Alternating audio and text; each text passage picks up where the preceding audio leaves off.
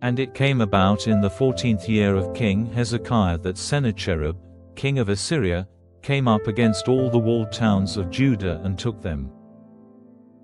And the king of Assyria sent the Rabshakeh from Lachish to Jerusalem to King Hezekiah with a strong force, and he took up his position by the stream of the higher pool, by the highway of the washermen's. And there came out to him Eliakim, the son of Hilkiah, who was over the house, and Shebna the scribe, and Joah, the son of Asaph, the recorder. And the Rabshakeh said to them, Say now to Hezekiah, These are the words of the great king, the king of Assyria. In what are you placing your hope? You say you have a design and strength for war, but these are only words. Now to whom are you looking for support, that you have gone against my authority? See, you are basing your hope on that broken rod of Egypt, which will go into a man's hand if he makes use of it for a support. For so is Pharaoh, king of Egypt, to all who put their faith in him. And if you say to me, Our hope is in the Lord our God, is it not he whose high places and altars Hezekiah has taken away, saying to Judah and Jerusalem that worship may only be given before this altar? And now, take a chance with my master, the king of Assyria, and I will give you 2,000 horses, if you are able to put horsemen on them. How then may you put to shame the least of my master's servants? And you have put your hope in Egypt for war carriages and horsemen. And have I now come to send destruction on this land without the Lord's authority? It was the Lord himself who said to me, Go up against this land and make it waste. Then Eliakim and Shebna and Joah said to the Rabshakeh, Please make use of the Aramean language in talking to your servants, for we are used to it, and do not make use of the Jews' language in the hearing of the people on the wall.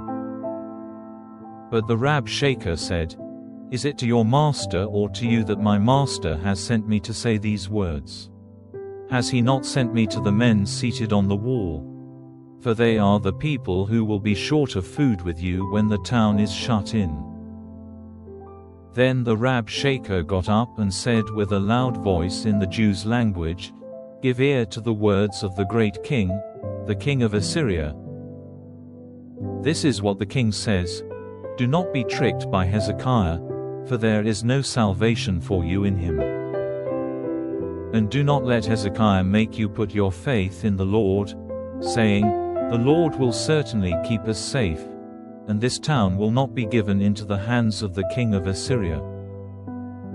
Do not give ear to Hezekiah, for this is what the king of Assyria says, Make peace with me, and come out to me, and everyone will be free to take the fruit of his vine and of his fig tree, and the water of his spring, till I come and take you away to a land like yours, a land of grain and wine, a land of bread and vine gardens.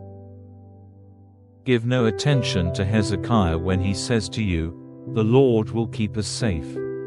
Has any one of the gods of the nations kept his land from falling into the hands of the king of Assyria? Where are the gods of Hamath and of Arpad? Where are the gods of Sepharvaim? Where are the gods of Samaria? And have they kept Samaria out of my hand? Who among all the gods of these countries have kept their country from falling into my hand, to give cause for the thought that the Lord will keep Jerusalem from falling into my hand? But they kept quiet and gave him no answer, for the king's order was, Give him no answer. Then Eliakim, the son of Hilkiah, who was over the house, and Shebna the scribe, and Joah, the son of Asaph, the recorder, came to Hezekiah with their clothing parted as a sign of grief, and gave him an account of what the Rabshakeh had said.